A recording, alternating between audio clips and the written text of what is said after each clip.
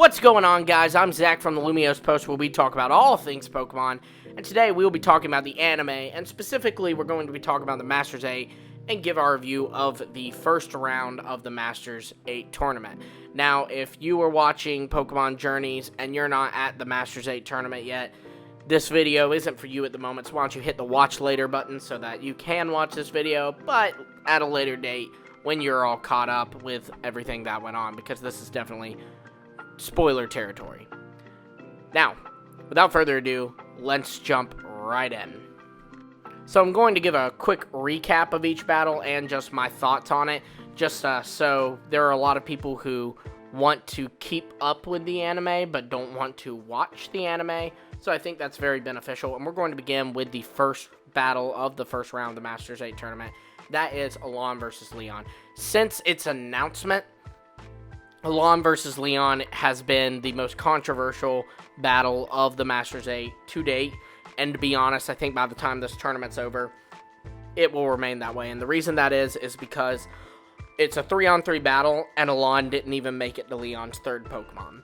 Alain was able to defeat Leon's Rillaboom, but then his Pokemon fell to Leon's Charizard, and his Charizard didn't even G-Max. He actually Gigantamaxed his Rillaboom instead of his Charizard. So his Charizard just on its own was able to take down Alain's Malamar and Alain's Mega Charizard X. And yeah, I agree with the people who are upset about this. I think that while it made sense that Alain couldn't make it to Leon's third Pokemon, I do think that his Charizard was very underrepresented here.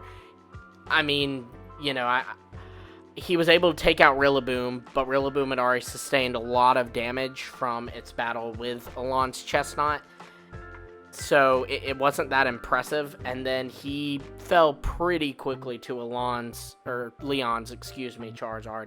So again, just really did feel like Alain's Charizard or Mega Charizard X very much underperformed here, and that was upsetting. That said, fully expected Leon to beat him, fully expected Leon to kind of beat him pretty good like he did, but I still feel that Alain's Charizard was underrepresented. Now, moving into the next battle, we have Lance versus Diantha, and I think that this one is my favorite battle of the Masters 8 tournament thus far, having only seen the round 1 battles, and I am excited to get into why. Okay, so obviously Lance and Diantha are both champions. Lance is the champion of Kanto and Johto, and Diantha's the champion of Kalos, and because of that, they have very different strategies, because, like, you know, they're from different regions, they've battled different people, they've learned different ways to battle, and it very much showed, this battle showed how different strategies can still make you the top trainer of the region, and that's what you saw. Lance's team kind of just represented more just brute force, while Diantha's team was much more strategic.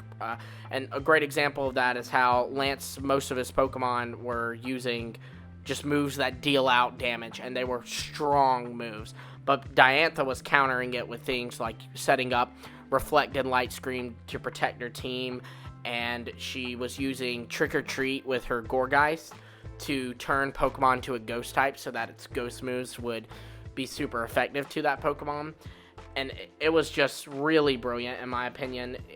I absolutely loved it. I thought that it was a really great way of showing how both trainers are really strong, but also a great way of showing how Diantha is really smart. And it was like watching a Bronze versus Brains match, and Brains overcame it, which you love to see. And so Diantha was able to move on to the next round, and I think it was very well deserved. And like I said, this was actually my favorite match of the Masters 8 tournament.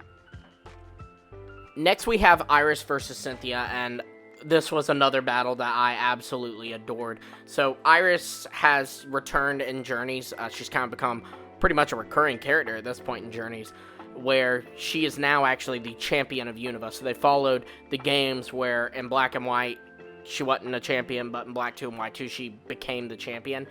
That's the case here. She's the champion of the Unova region now, and I feel like a lot of people kind of felt that she didn't deserve it, And when she was brought back, Ash beat her, and I think that she put up a good fight, but Ash did beat her, so people kind of kept saying, oh, well, she doesn't deserve to be champion.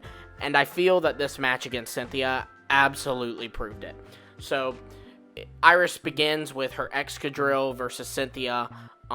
Cynthia uses her Gastrodon first, and Iris actually is able to pick up the first kill of the battle, which was really great. And eventually Iris kind of chips away at Cynthia, and they're down to their final Pokemon. So Iris actually does manage to get Cynthia to her final Pokemon, Garchomp.